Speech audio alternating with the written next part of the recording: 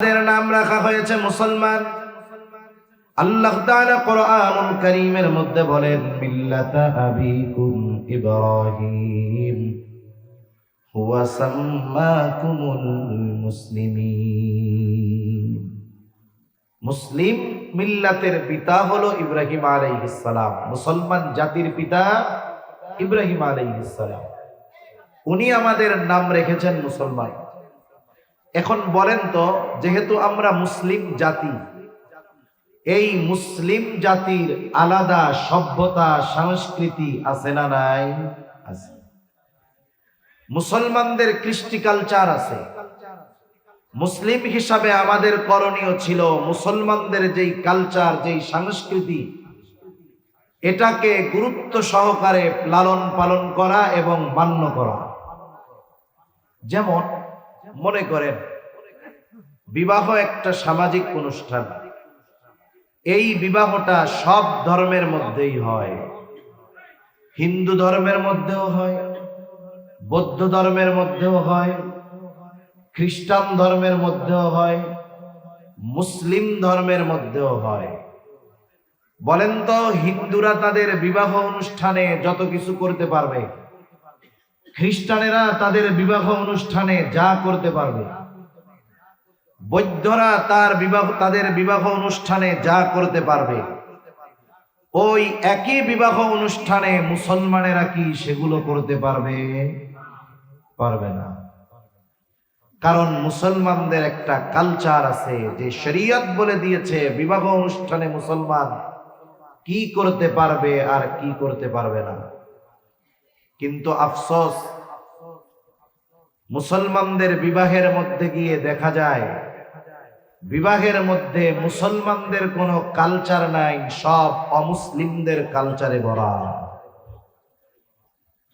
এ তো আমি একটা বললাম, এইভাবে প্রত্যেকটা ক্ষেত্রে যান, দেখবেন আমরা মুসলমান কিন্তু ওই জিনিসগুলোকে উদযাপন করি অমুসলিমদের নীতি রীতি অনুসরণ করে। ঠিক কিনা বলেন?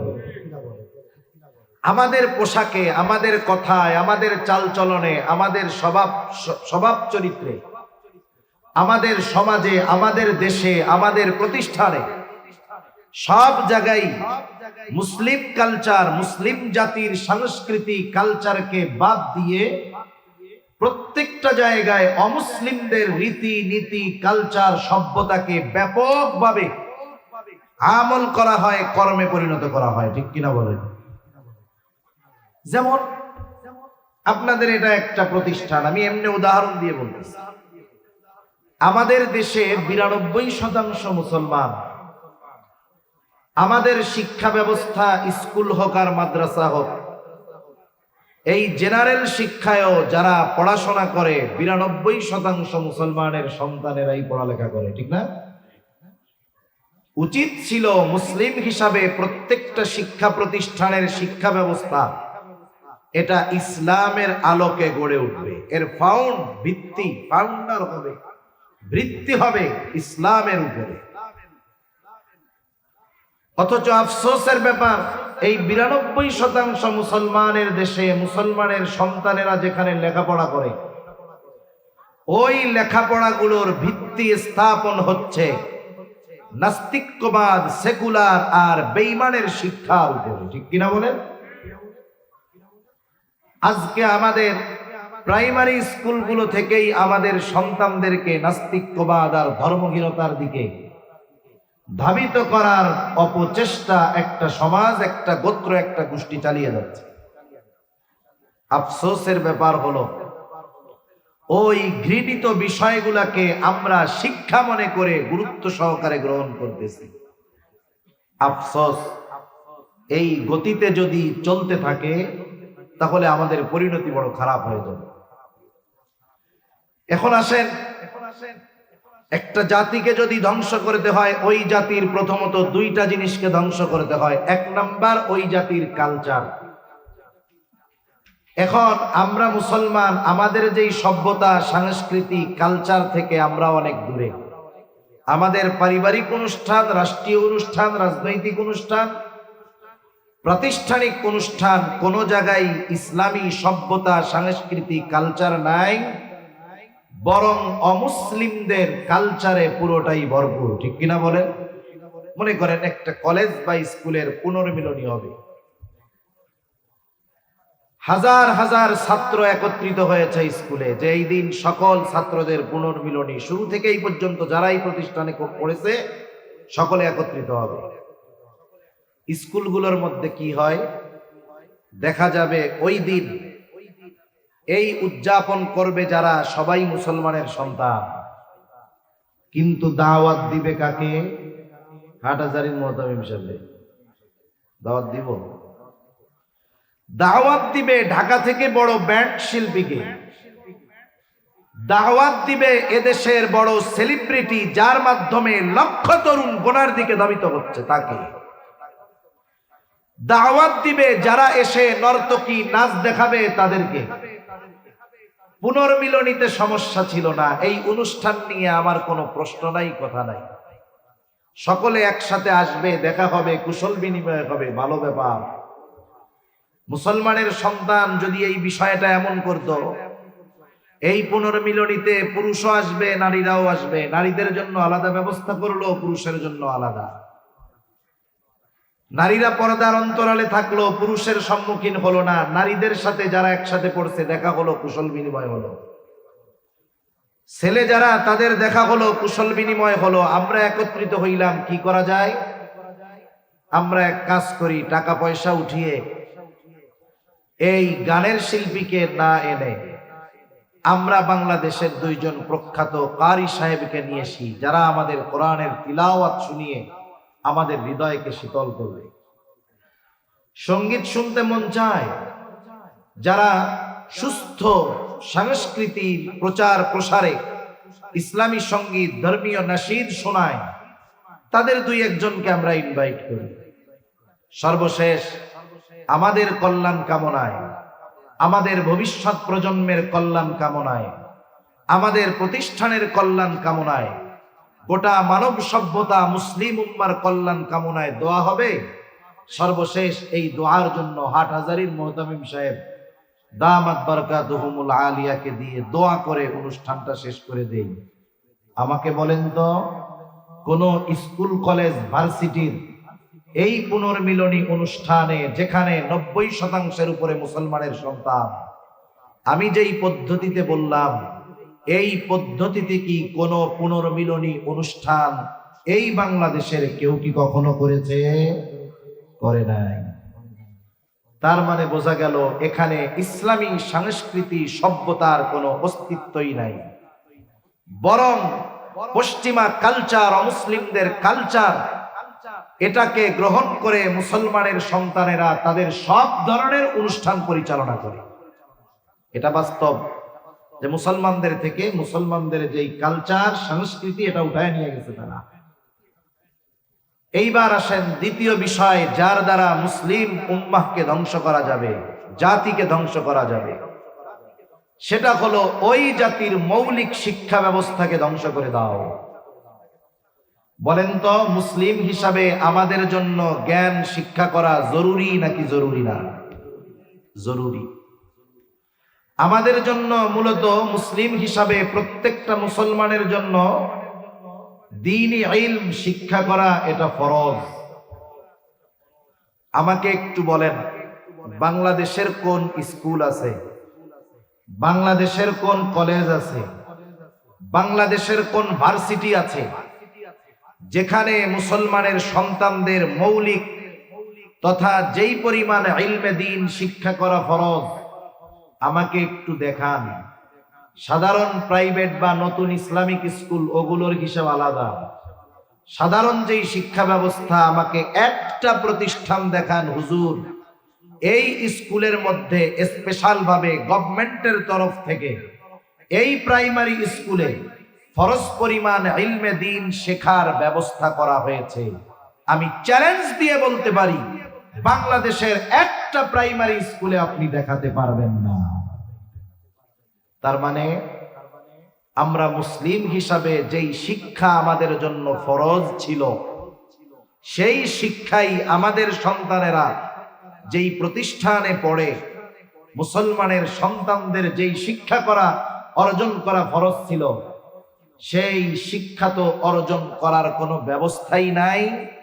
বরং মুসলমানের সন্তানদেরকে এমন শিক্ষা দেওয়া হচ্ছে যাতে ও স্কুল কলেজ থেকে পাশ করে বের হওয়ার পরে ওর মধ্যে মুসলমানিত্বর কিছু না থাকে। ঠিক কিনা বলেন?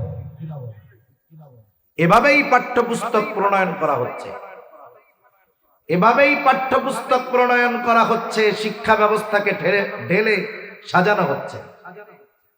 আমি আপনি কি মনে করতেছি জানি না, আপনারা যতটুক শুনতেছেন, যতটুক বুঝতেছেন,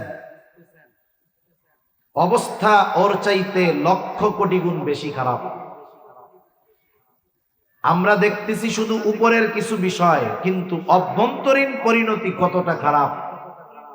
এখন থেকে যদি মুসলিম উম্মাহ সোচ্চার না হয়, আজ থেকে 20, 40, 50 বছর পরে যখন আপনারা থাকবেন না, আমরা থাকবো না, আগামী প্রজন্ম ইসলাম শূন্য হয়ে যাবে। আমি আপনাদের যদি জিজ্ঞাসা করি, এই জামানায় এই সময় এমন কিছু দৃশ্য আমি আপনি সচরাচর দেখি, যেই দৃশ্যগুলো 20 বছর 30 বছর আগে আমরা কল্পনাও করতাম না। এমন অনেক কিছু এই জামানায় আমরা দেখি কি দেখি না? শুধু দেখি, বিষয়টা নিয়ে কিছু মনেও করি না। যেমন আপনারা মুরব্বীরা তো আছেন কিছু, আপনারা কি আপনাদের যৌবনকালে শুনছেন ছেলে আর মেয়ের মধ্যে বন্ধুত্ব হয়? শুনছেন নি মুরব্বীরা? ছেলে আর মেয়ের মধ্যে বিবাহ হয়, কিন্তু বিবাহ বহির্ভূত বা বিবাহ পূর্বক বন্ধুত্বের কোন সম্পর্ক ছেলে আর মেয়ের মধ্যে হয়? এটা আপনাদের সময় ছিল না, নাকি ওই সময় চিন্তা করছেন এখন নাই বুড়াকালে গিয়া দেখবো? এই কল্পনা করছেন কখনো?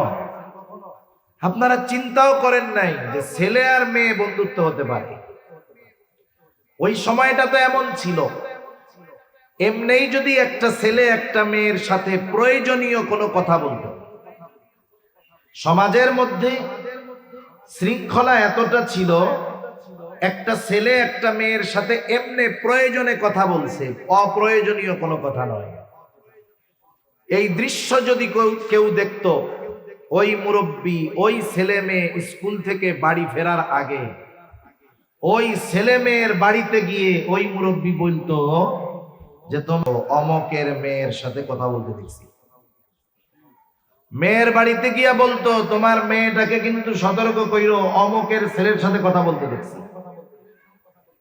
এই কথা গিয়ে যখন বলতো, মা বাবাও শুকরিয়া আদায় করতো, ধন্যবাদ দিত যে আপনি বইলা ভালো করছেন, নইলে বিষয়টা আরো খারাপও হইতে পারত। যেখানে একটা ছেলে একটা মেয়ে একই ক্লাসের একই এলাকার, কথা বললে বিষয়টা অন্য দৃষ্টিতে দেখা হতো। আজ থেকে 30 বছর আগে যেটা এরকম ছিল, আজ থেকে 30 বছর পর এখনকার পরিণতি হলো, স্কুল কলেজে মেয়ে পড়ে, মাঝে মধ্যে তার ছেলে বন্ধুকে বাড়িতে নিয়ে আসে, মার কাছে এসে বলে, মা আমার ক্লাস ফ্রেন্ড, আমার বন্ধু। মা ও 36 পাটি দাঁত বাইর কইরা খিলখিল করে হাসি দিয়া বলে, বাজান বসো, তুমি ওর সাথে কথা বলো, আমি তোমার জন্য নাস্তা বানায় আনি আসি। এটা কি কল্পনা করছেন কখনো আপনারা? এই সমাজে এটা খুব সাধারণ বিষয়, একেবারে সিম্পল বিষয়।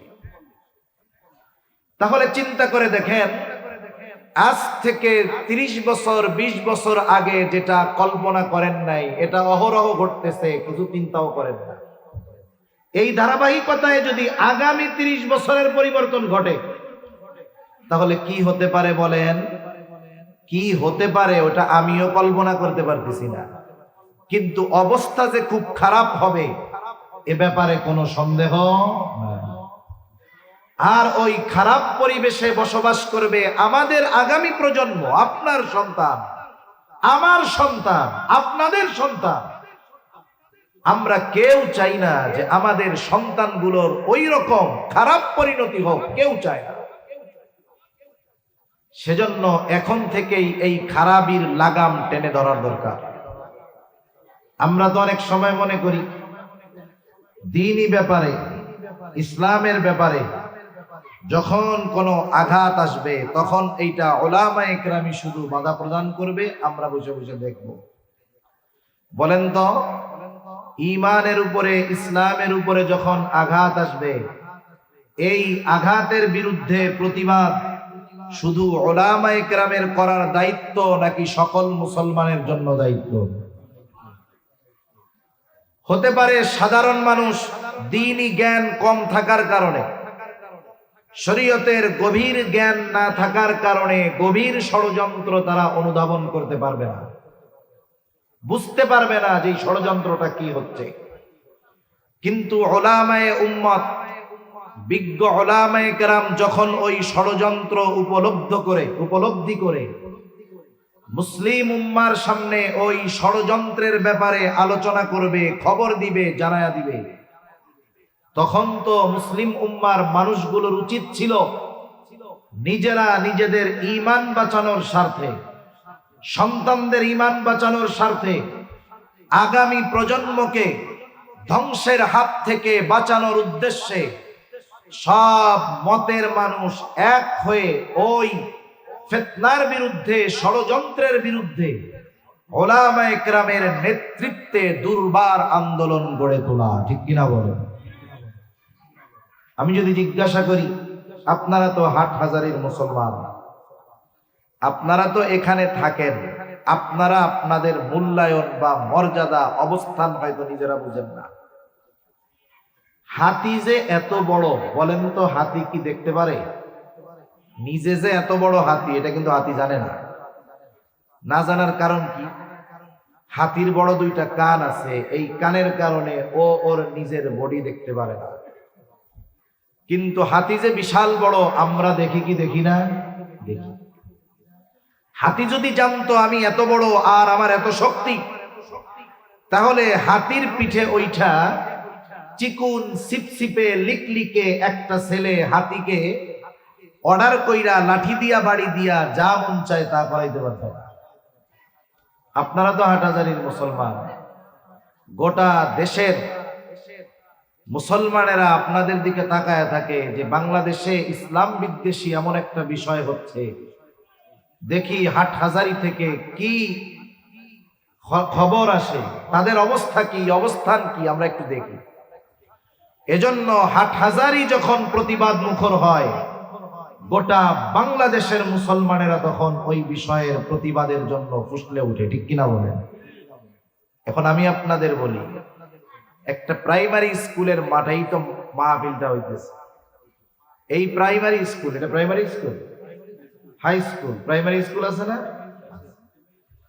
এই যে স্কুল, প্রাইমারি স্কুল আর হাই স্কুলে বর্তমান যেই পাঠ্যপুস্তক দেওয়া হয়েছে, এই পাঠ্যপুস্তকের মধ্যে সুকৌশলে আমার আপনার সন্তানদেরকে দিনহীন করার এক ষড়যন্ত্র চালু হয়েছে। এ খবর কম বেশি আপনারা কি জানছেন?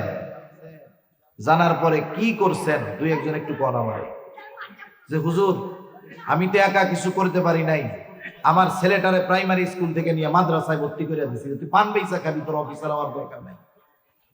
আমার একটু বলেন, মুসলমান অভিভাবক আপনারা কি এই পাঠ্যপুস্তকের বিরুদ্ধে প্রতিষ্ঠানে এসে বলছেন যে এই পাঠ্যপুস্তক যদি থাকে সন্তানদের পড়াবো না? নাকি মানববন্ধন করছেন, নাকি মিছিল করছেন ঈমানের দাবিতে? একটু বলেন তো। কিছুই করেন নাই। শুনেন, আমরা তো হুজুররা আপনাদের বলার পরে শেষ পরিণতি কি হয় জানেন? আমরা জেলখানায় যাব আর আপনারা আমাগুলোকে বসে বসে দোয়া করবেন আর আফসোস করবেন।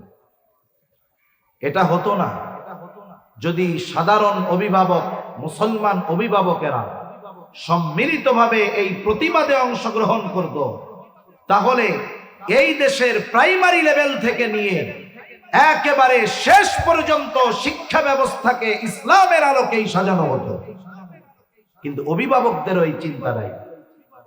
আমরা চিন্তা করি আমাদের সন্তান বড় অফিসার হবে, টাকা উপার্জন করবে, বিসিএস ক্যাডার হবে, শেষ জীবনে ছেলের সাথে তার ওই সরকারি বিশাল ফ্ল্যাটের মধ্যে আরামে থাকবো, আর কি লাগে আমার, ওইখানে বৈশা বৈশা তসবিহ পাঠ করবো, এরপরে মইরা গেলে তো কাম শেষ।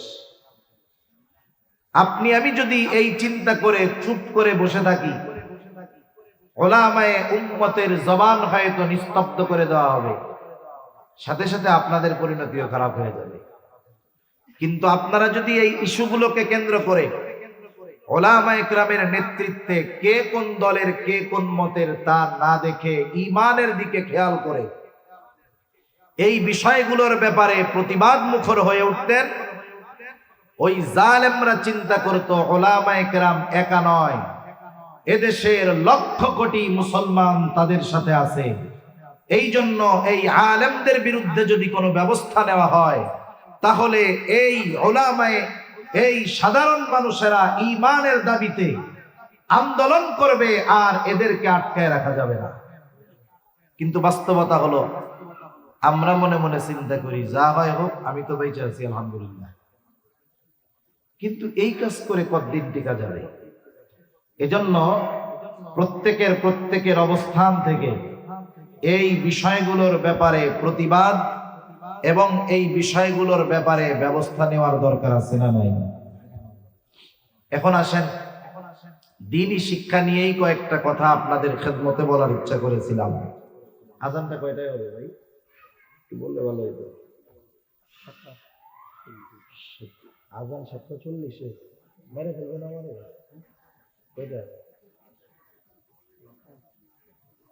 7:30 পর্যন্ত।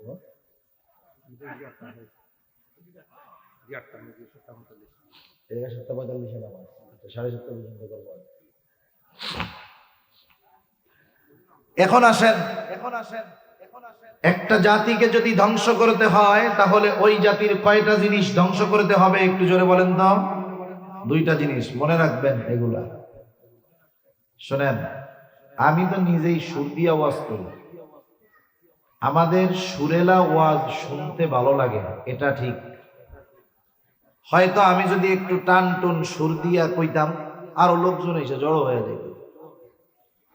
কিন্তু কিছু কথা আছে যে কথাগুলো উম্মতের প্রয়োজনে বলতে হয়, উম্মতের কল্যাণের জন্য বলতে হয়। আর আপনি যখন হক কথা বলবেন, সত্য উপকারী কথা বলবেন, তখন এমনিতেই আপনার দলে আপনার মতে লোকের সংখ্যা কমে যাবে, এটাই বাস্তবতা। এখন আসেন, একটা জাতিকে যদি ধ্বংস করতে হয়, তাহলে দুইটা জিনিস তাদের ধ্বংস করার দরকার। এর মধ্যে অন্যতম একটি হলো ওই জাতির শিক্ষা ব্যবস্থা। আর মুসলিমদের শিক্ষা ব্যবস্থা সাজানো হবে দ্বীনি শিক্ষার আলোকে। ওই শিক্ষা ব্যবস্থায় কমপক্ষে এতটুকু ইলমে দ্বীন থাকবে যতটুকু শরীয়ত মুসলমানদের জন্য শিক্ষা করা ফরজ বলে সাব্যস্ত করেছে। তাহলে আমাদের দেশের সাধারণ যেই শিক্ষা ব্যবস্থা, যেখানে অধিকাংশ মুসলমানের সন্তানেরা পড়ে, ওই শিক্ষা ব্যবস্থায় ফরজ পরিমাণ দ্বীন শিক্ষা তো বহুদূর, বরং ওই মুসলমানদের সন্তানেরা যেই প্রতিষ্ঠানে পড়ে, ওই প্রতিষ্ঠানগুলোয় পড়াশোনা করে মুসলমানের সন্তানেরা দ্বীনহীন বেঈমান মুসলমানিত্ব হারানোর মতো অবস্থা হয়ে যাচ্ছে, ঠিক কিনা বলেন? এখন আসেন, আমরা একটু শিক্ষা ব্যবস্থা নিয়ে একটু বিশ্লেষণ করি। শিক্ষা ব্যবস্থা, আমাদের দেশে শিক্ষা ব্যবস্থাটা প্রধানত দুই ভাগে বিভক্ত। একটা হলো সাধারণ শিক্ষা ব্যবস্থা, জাগতিক শিক্ষা ব্যবস্থা, আর একটা হলো ধর্মীয় শিক্ষা ব্যবস্থা। সাধারণ যেই জেনারেল শিক্ষা ব্যবস্থা, এর দুইটা দিক, একটা হলো উপকারী দিক, আর একটা হলো অনুপকারী দিক। এখন আমাকে আপনাকে আগে জানতে হবে, মানুষ শিক্ষা কেন অর্জন করবে? ইংরেজিতে একটা প্রবাদ আছে, education is the backbone of nation. শিক্ষা জাতির মেরুদণ্ড। এখন এই শিক্ষা অর্জন করব কেন, আর কোন শিক্ষা জাতির মেরুদণ্ড, এটা আমাকে আপনাকে জানতে হবে। এক নম্বরে, শিক্ষা অর্জন করার উদ্দেশ্য ডাক্তার, ইঞ্জিনিয়ার, টাকা পয়সা, বিসিএস ক্যাডার হওয়া নয়। মূলত শিক্ষা অর্জনের মূল উদ্দেশ্য হবে নিজেকে একজন সুনাগরিকে, ভালো মানুষে পরিণত করা। এটা হবে শিক্ষার মূল উদ্দেশ্য। এখন আসেন, শিক্ষার মূল উদ্দেশ্য অর্জিত হয় কোন শিক্ষার মাধ্যমে? চ্যালেঞ্জ করে বলতে পারবো, যেই শিক্ষার মধ্যে কোরআন সুন্নাহ নাই, ওই শিক্ষা কশ্চিনকালেও জাতির মেরুদণ্ড হতে পারে না। ওই শিক্ষা কোনোদিন একটা মানুষকে পরিপূর্ণ নীতি, নৈতিক এবং উত্তম চরিত্রের অধিকারী বানাতে পারে না। যদি এমনটাই হতো যে এই বাংলাদেশের জেনারেল লাইনের সবচাইতে বড় শিক্ষিত সে এই দেশের সবচাইতে বড় বুজুর্গ, যদি এমনটাই হইতো তাহলে বাংলাদেশে একটাও দুর্নীতিবাজ থাকতো না।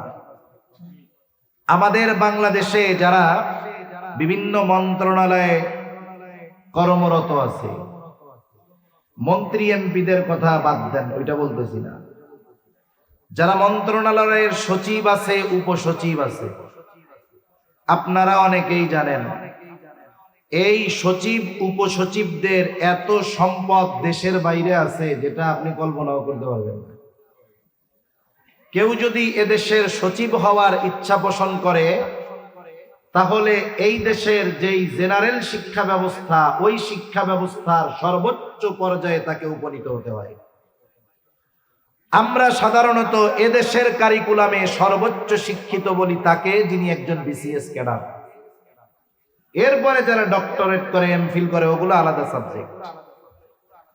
এখন এদেশের একজন বিসিএস ক্যাডার হওয়ার পরে তিনি সচিব হলেন, কিন্তু এই বিসিএস ক্যাডার হওয়ার পথে দিন শিক্ষা ছিল না, যার কারণে ওই লোকটা এই দেশের জেনারেল কারিকুলামের সর্বোচ্চ শিক্ষিত হওয়ার পরেও ভালো মানুষ হতে পারে না, বরং সে দুর্নীতির মধ্যে 1 নম্বর হয়। ঠিক কিনা বলেন?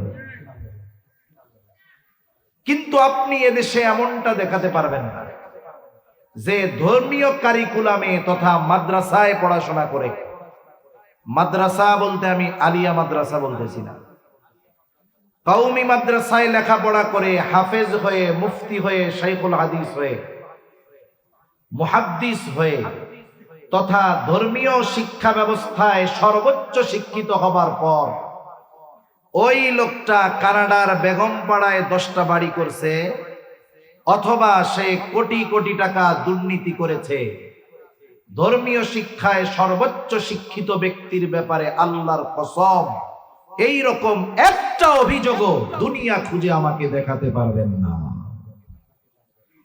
তাহলে প্রথম বিষয় নিশ্চিত, জাগতিক শিক্ষা অর্জন করে দুর্নীতিবাজ হওয়া যায়, জাগতিক শিক্ষা অর্জন করে ক্ষমতায় বসা যায়, জাগতিক শিক্ষা অর্জন করে সম্পদ পাচার করে বিদেশে বাড়ি গাড়ি বানানো যায়, কিন্তু প্রকৃত মানুষ হওয়া যায় না। আর ধর্মীয় শিক্ষা অর্জন করে হয়তো কোটি কোটি টাকা অর্জন করা যায় না, বিদেশে বাড়ি গাড়ি করা যায় না, কিন্তু এই ধর্মীয় শিক্ষা অর্জন করার দ্বারা একজন বাস্তবে মানুষে পরিণত হওয়া যায়। ধর্মীয় শিক্ষা অর্জন করে হয়তো কোটি টাকার মালিক হওয়া যায় না, নীতি নৈতিকতা সম্পন্ন মানুষ হওয়ার কারণে হাজারো লক্ষ কোটি মানুষের অন্তরে ভালোবাসা নিয়ে স্থান লাভ করা যায়। ঠিক কিনা বলেন? লক্ষ কোটি মানুষের দোয়া পাওয়া যায়। এজন্যে প্রথমত শিক্ষার যেই উদ্দেশ্য, সেই উদ্দেশ্য বর্তমান সাধারণ শিক্ষা ব্যবস্থা থেকে অর্জিত হয় না, বরং শিক্ষার মূল উদ্দেশ্য অর্জিত হয় শুধুমাত্র কেবলমাত্র ধর্মীয় শিক্ষার মাধ্যমে। এখন আপনাদের কাছে আমার প্রশ্ন, আপনারা কি আপনাদের সন্তানদের আগামী প্রজন্মকে দুর্নীতির মাধ্যমে কোটি টাকার মানুষ বানাতে চান, নাকি আসল খাঁটি মানুষ বানাতে চান? এটা সবাই চায়, সবাই আমরা চাই, কিন্তু বলেন তো, যেই ছাঁচে আপনি দিবেন আপনার সন্তান তো সেই ছাঁচেরই হবে। আপনি যদি কলা গাছ লাগাইয়া চিন্তা করেন কলাও খামো ফার্নিচারও বানাবো, কিয়ামত পর্যন্ত সম্ভব? জোরে বলেন না সম্ভব? কলা গাছ লাগিয়ে যেমন ফার্নিচার সম্ভব নয়, এই দেশের জেনারেল শিক্ষা ব্যবস্থার অবস্থা এই রকম। ওই জেনারেল শিক্ষা ব্যবস্থায় আমার আপনার সন্তানকে পড়িয়ে কলা গাছ দিয়েও হয়তো এক সময় ফার্নিচার বানানো সম্ভব হতে পারে, কিন্তু এই শিক্ষা ব্যবস্থায় সন্তানকে পড়িয়ে শিক্ষার মূল উদ্দেশ্য সুনাগরিক সৎ চরিত্র সম্পন্ন মানুষে পরিণত করা সম্ভব নয়। বরং এই শিক্ষা নাস্তিক্যবাদের দিকে নিয়ে যাবে আমার আপনার সন্তানকে। কেমনে নিবে? দুই একটা উপমা উদাহরণ দিয়ে আমি আলোচনা শেষ করে দিব। তাহলে জাগতিক শিক্ষার দুইটা দিক, একটা দিক হলো উপকারী আর একটা দিক হলো অনুপকারী। উপকারী অনুপকারী, উপকারীটা থাক, আগে অনুপকারীর বিষয়টা শুনুন। অনুপকারী কি ক্ষতি আছে এর মধ্যে? একটা হলো ক্ষতিও নাই লাভও নাই, এটাও উপকারহীন। আর একটা হলো উপকার নাই ক্ষতি আছে, কিন্তু ক্ষতির মাত্রা এত বেশি যে সে এক সময় এই শিক্ষা অর্জন করার মাধ্যমে বেঈমান হয়ে যাওয়ার সম্ভাবনা আছে। আমার আপনার সন্তান যে যেই ক্লাসে পড়ে, ওই ক্লাসের যেই বইগুলো তাকে দেওয়া হয়, প্রত্যেকটা বইয়ের মধ্যে শুধু লেখাগুলো অধ্যায়গুলো ওইগুলো নয়, বরং বইয়ের কাভার পেজ থেকে নিয়ে ওই বইয়ের মধ্যে যতগুলো ছবি আছে ওই বইয়ের নামটা পর্যন্ত আমার আপনার সন্তানকে শিক্ষা দেয়। ওর মধ্যে তার জন্য শিক্ষা থাকে, কত রকমের শিক্ষা, এগুলো বলতে গেলে অনেক সময় দরকার।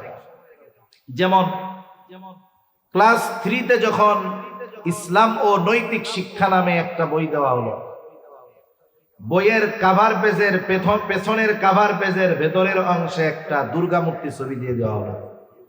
এটা কোনায় ছোট কইরা না, বড়ে পুরা পেজ দুইটা ছবিটা ছিল। দুই একজন দেখছেন?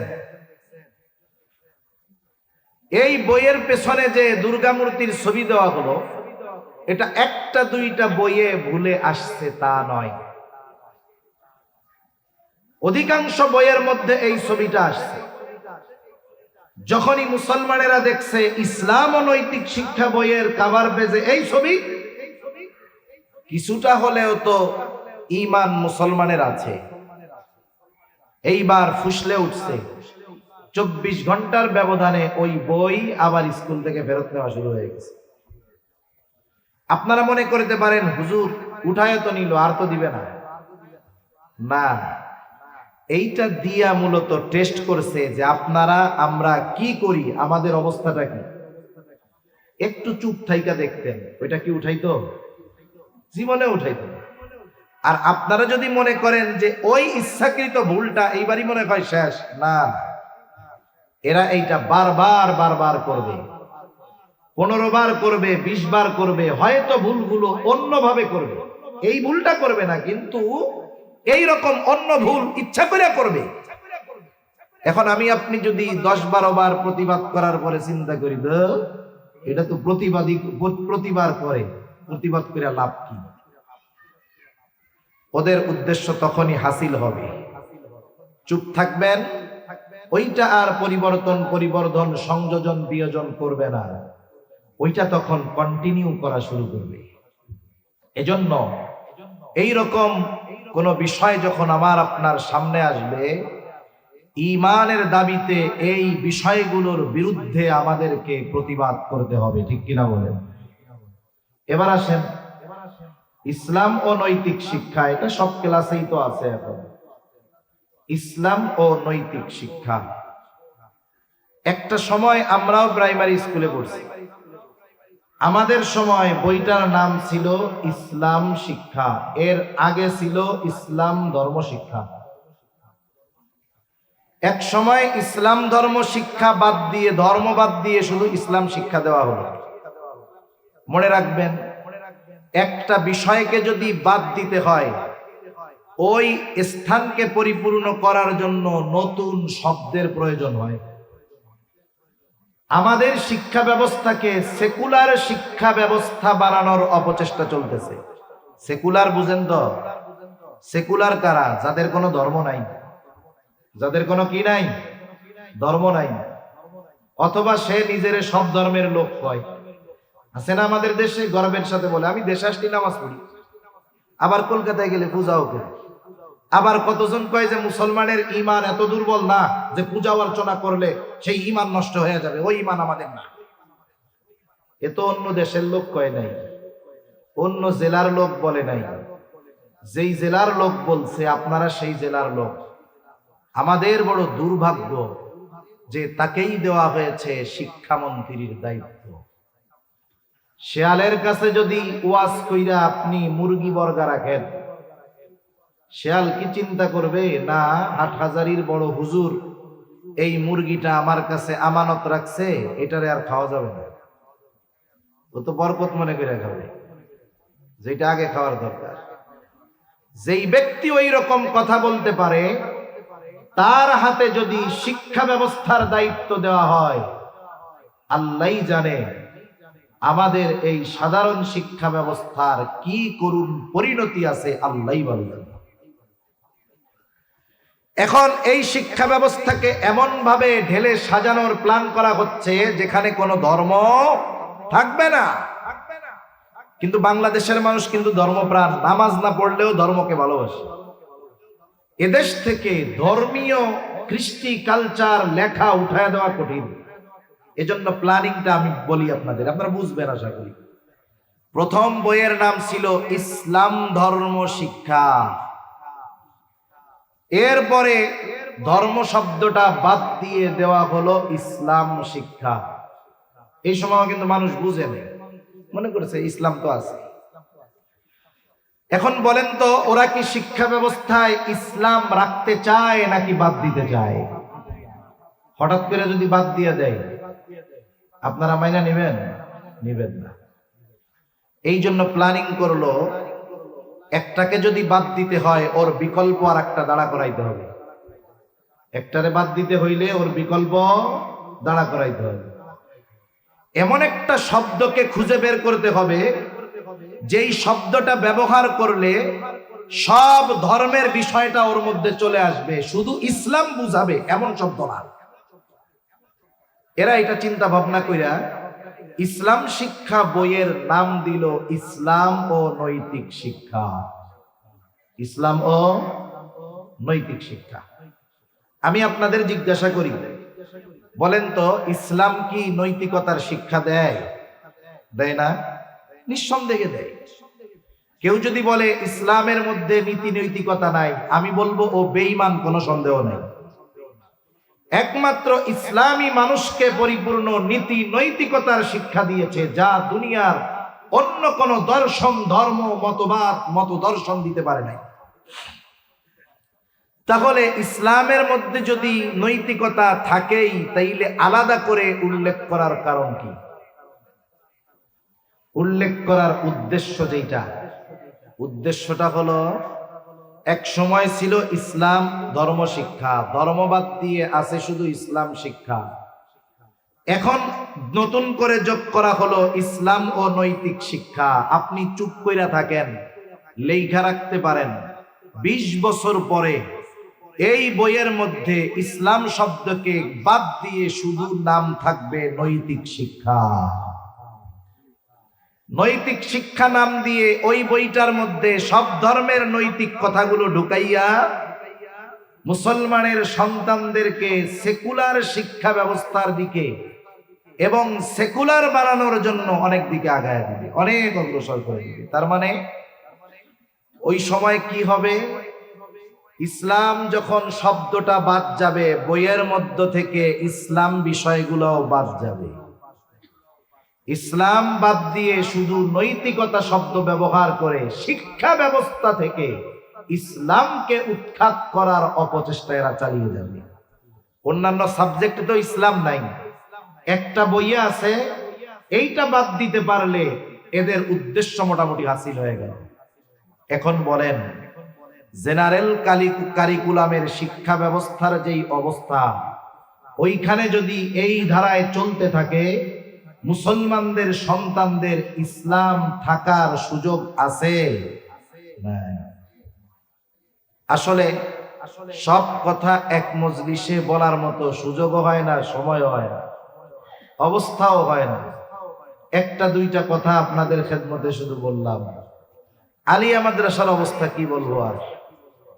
আলিয়া মাদ্রাসার প্রত্যেকটা বই অন থেকে নিয়ে যত ক্লাস আছে প্রত্যেকটা বইয়ের উপরে কিছু ছবি দেওয়া থাকে, দেখছেন? ছবি, বইয়ের উপরে ছবি থাকে না? কি মনে করেন এমনি ছবিটা দিছে তাই? না, ওই ছবিটা, ওই বইটা যেই ক্লাসের, ওই ক্লাসের বইয়ের উপরে যেই ছবি, ওই ছবির বৈধতা প্রদান করা হয় ওই শ্রেণীর ছাত্রছাত্রীদের জন্য। যেমন দেখলাম আলিয়া মাদ্রাসার ষষ্ঠ শ্রেণীর সংস্কৃতি শিক্ষা, শিল্প ও সংস্কৃতি শিক্ষা বই, ষষ্ঠ শ্রেণীতে যারা পড়ে এরা কিন্তু নাবালক না। যেই মেয়েটা পড়ে ওটাও প্রাপ্তবয়স্কা, ছেলেটাও মোটামুটি প্রাপ্তবয়স্ক। কারণ একটা ছেলে 12 বছর বয়সে বালেগ হয়ে যায়। সর্বোচ্চ সময়সীমা ইংরেজি হিসাবে 14.5 বছর, আর হাদিসে আসছে 15 বছর। নবীজি 15 বছর বলছেন হাদ্দুল বুলুগ। এটা হলো চন্দ্র মাসের হিসাবে, ইংরেজি হিসাবে 14.5 বছর। ক্লাস 6-এ যারা পড়ে এদের বয়স হয়তো 13 না হয় 14, এরকমই হবে। এখন বলেন তো 13-14 বছরের ছেলে মেয়ের জন্য পর্দা ফরজ নাকি ফরজ না? 13 বছরের কোন মেয়ে মাথা ঢেকে পরপুরুষের সামনে যেতে পারবে? পারবে না। এই 6-এর বইয়ে, মাদ্রাসার কথা বলতেছি, স্কুলের গুলো তো আরো আছে, এগুলো তো পড়ার টাইম নেই। মাদ্রাসার 6-এর বইয়ে একটা মেয়ে হারমোনিয়াম বাজিয়ে গান গাচ্ছে, মাথা খোলা, চুল খোলা। আর একটা মেয়েও ওই রকম মাথা টাথা খোলা, কিছু নাই মাথায়, ও নাচতেছে। বলেন তো বাদ্যযন্ত্র এটা হালাল না হারাম? বেপর্দা হয়ে বাদ্যযন্ত্র বাজায়া গান গাচ্ছে, নাচতেছে। এখানে কমপক্ষে 4টা হারাম কাজের দৃশ্য আছে। কয়টা হারাম কাজের? এই ছবিটা দিয়ে কি বুঝাইল?